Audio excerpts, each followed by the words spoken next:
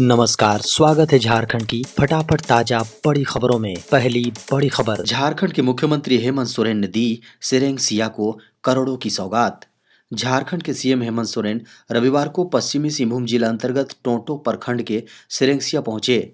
खबरों की माने तो मुख्यमंत्री हेमंत सोरेन सेरेंगसिया में ब्रिटिश हुकूमत के खिलाफ 1837 में हुए विद्रोह के महानायकों को नमन एवं श्रद्धांजलि अर्पित करने के लिए आयोजित शहीद दिवस समारोह में मुख्य अतिथि के रूप में शामिल हुए। झारखंड में बढ़ रहे गुलियन बैरे सिंड्रोम के मामले एक और मिला संदिग्ध। झारखंड की राजधानी रांची के रिम्स अस्पताल में शनिवार को गुलियन बैरे सिंड्रोम यानी जीबीएस के एक और संदिग्ध मरीज को भर्ती कराया गया। यह मरीज कोडरमा का रहने वाला है और पहले रांची के एक प्राइवेट हॉस्पिटल में इलाज करा रहा था। मरीज के पास आयुष्मान कार्ड नहीं था और इलाज के लिए पैसे भी खत्म हो चुके थे, जिसके बाद उसे रिम्स में भर्ती किया गया है। झारखंड में 15 फरवरी के बाद और बढ़ेगी गर्मी, महीने के अंत में बारिश की संभावना। झारखंड में मौसम के बदले मिजाज ने गर्मी का एहसास ला दिया है। पहले गर्मी की शुरुआत झारखंड की राजधानी रांची में मार्च के दूसरे सप्ताह में होती थी, लेकिन अब फरवरी महीने में ही गर्मी का एहसास होने लगा है। बता दें कि इसकी शुरुआत 1 फरवरी से ही हो गई है। 1 फरवरी को ही दिन का अधिकतम तापमान 30 डिग्री सेल्सियस के पार चला गया। वहीं न्यूनतम तापमान भी 14 डिग्री सेल्सियस पर पहुंच गया है। झारखंड के बोकारो से बड़ी खबर है। यहां आयोजित हुआ हाफ मैराथन, इतने लोगों ने दौड़ा मैराथन। बोकारो स्टील द्वारा आयोजित हाफ मैराथन में 5000 से अधिक धावकों ने हिस्सा लिया, जिसमें विदेशी धावक भी शामिल रहे। यह मैराथन बोकारो स्टील प्रबंधन द्वारा पिछले कुछ वर्षों से राष्ट्रीय मानक के तहत आयोजित की जा रही है। इस बार की शुरुआत बोकारो के मोहन कुमार मंगलम स्टेडियम में हुई है और इसमें विभिन्न आयु वर्ग और श्रेणियों के प्रतिभागियों ने दौड़ में भाग लिया। झारखंड के चतरा में नक्सलियों ने की जघन्य वारदात, मवेशी चराने वाले की हत्या। झारखंड के चतरा जिले में नक्सलियों ने एक जघन्य वारदात को अंजाम दिया है। खबरों की माने तो रविवार की सुबह जंगल में मवेशी चराने गए विष्णु साव का 5 हथियारबंद नक्सलियों ने अपहरण कर लिया। इसके कुछ समय बाद ही उनकी बेरहमी से हत्या कर दी गई है। यह मामला चतरा जिले के लेमबुआ गांव का है। झारखंड में इस कोर्स में नामांकन के लिए 20 अप्रैल को होगी परीक्षा। झारखंड संयुक्त प्रवेश परीक्षा परिषद ने झारखंड में शैक्षणिक सत्र 2025-27 में बीएड, एमएड और बीपीएड के प्रवेश परीक्षा और आवेदन की तारीख जारी कर दी है। आयोग द्वारा जारी अधिसूचना के अनुसार परीक्षा की तिथि 20 अप्रैल तय की गई है। परीक्षा ऑफलाइन मोड में ओएमआर शीट पर होगी।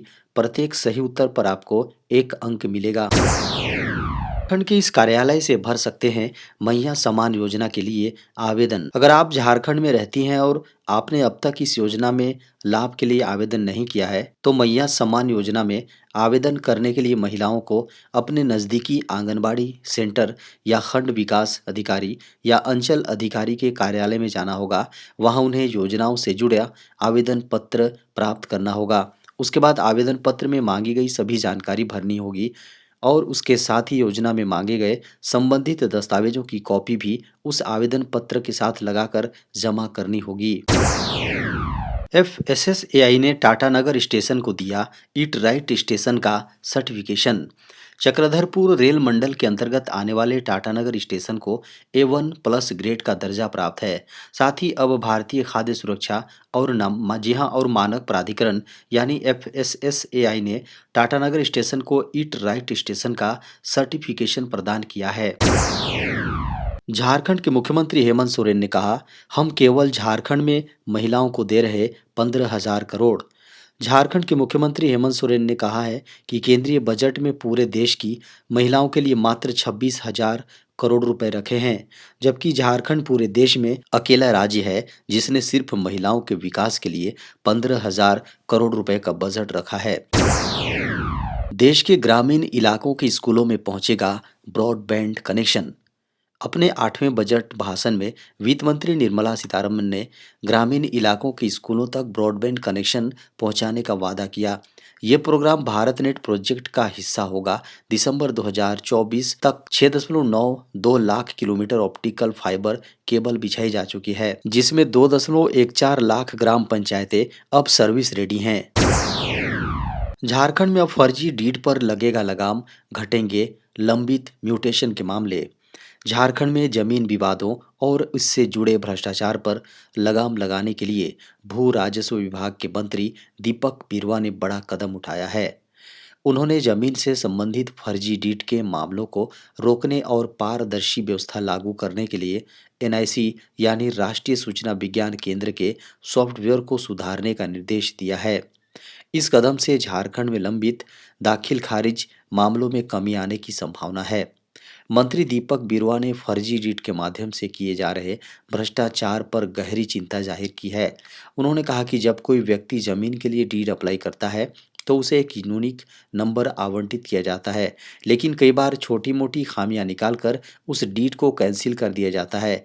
इसके बाद उसी डीड नंबर को आगे पीछे बदलाव कर दोबारा डीड अप्लाई किया जाता है, जिससे फर्जीवाड़ा और भ्रष्टाचार को बढ़ावा मिलता है। टीम इंडिया फिर बनी वर्ल्ड चैंपियन, साउथ अफ्रीका को हरा जीता टी20 वर्ल्ड कप। टीम इंडिया एक बार फिर वर्ल्ड चैंपियन बन गई हैं। अंडर 19 महिला टीम ने लगातार दूसरी बार टी20 वर्ल्ड कप जीत लिया है। टी20 वर्ल्ड कप के फाइनल मुकाबले में भारत और साउथ अफ्रीका को 9 विकेटों से हरा दिया है। बता दें कि 7 महीने पहले वेस्ट इंडीज में दोनों देश की सीनियर टीम के बीच मेंस टी20 वर्ल्ड कप में भिड़ंत हुई थी, जहां भारत ने खिताबी मुकाबले में बाजी मारी थी। निक्की प्रसाद की कप्तानी में भारतीय टीम ने मौजूदा टूर्नामेंट में अपने सभी 7 मैच जीते हैं। बता दें कि 2023 में हुए इस टूर्नामेंट के पहले एडिशन में भी भारतीय टीम ने ही ट्रॉफी जीती थी। भारतीय टीम फाइनल में पहले बॉलिंग करने उतरी। गेंदबाजी में पूरे टूर्नामेंट में धमाल मचाने वाली भारतीय गेंदबाजों ने फाइनल में भी गजब की गेंदबाजी की। फाइनल मुकाबले में साउथ अफ्रीका ने भारत के सामने सरेंडर कर दिया।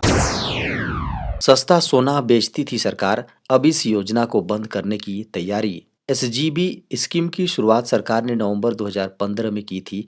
इस योजना के तहत सरकार लोगों को बाजार से कम भाव पर सोने में निवेश करने का विकल्प देती है। इसके साथ ही निवेश पर 2.5% का निश्चित ब्याज दिया जाता है। सोने की कीमतें यानी गोल्ड रेट आसमान छू रही हैं, तो दूसरी ओर लोगों को बाजार भाव से कम दाम में सस्ता सोना मुहैया कराने के लिए शुरू की गई सरकारी स्कीम बंद होने वाली है। खबरों की माने तो सॉवरेन बोल्ड जहां गोल्ड बॉन्ड स्कीम यानी एसजीबी स्कीम की इससे जुड़े संकेत स्वयं वित्त मंत्री निर्मला सीतारमण ने दिए हैं। शनिवार को बजट के बाद मीडिया के सवालों का जवाब देते हुए उन्होंने इससे जुड़े एक सवाल के जवाब में कहा कि हम एसजीबी स्कीम को बंद करने की राह पर हैं। वित्त मंत्रालय की ओर से बजट के बाद मीडिया से बातचीत के दौरान बजट से जुड़े सवालों के बीच जब उनसे पूछा गया कि क्या सरकार सॉवरेन गोल्ड बॉन्ड स्कीम को बंद करने वाली है, तो इसके जवाब में वित्त मंत्री निर्मला सीतारमण ने कहा कि हाँ, हम एक तरह से इस राह पर हैं। 4% ब्याज पर अब मिलेंगे 5 लाख रुपए का केसीसी। वित्त मंत्री निर्मला सीतारमण ने बजट में किसानों को बड़ा तोहफा दिया है। बजट में किसान क्रेडिट कार्ड के तहत दिए जाने वाले लोन की लिमिट को 3 लाख रुपए से बढ़ाकर 5 लाख रुपए कर दिया गया है। सरकार के इस फैसले से देश के करोड़ों किसानों को फायदा होगा।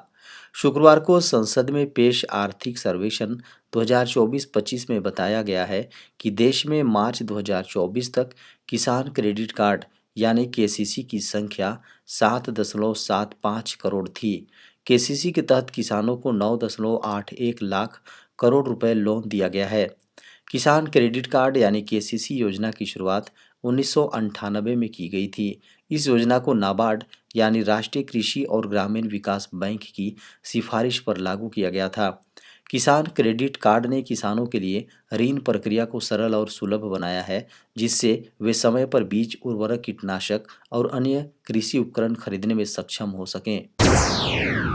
इंतजार हुआ खत्म, जल्द आने वाली है पीएम किसान योजना की 19वीं किस्त 2018 में शुरू होने के बाद से भारत के किसानों के लिए पीएम किसान सम्मान जी हाँ, पीएम किसान सम्मान निधि योजना एक महत्वपूर्ण योजना बन चुकी है।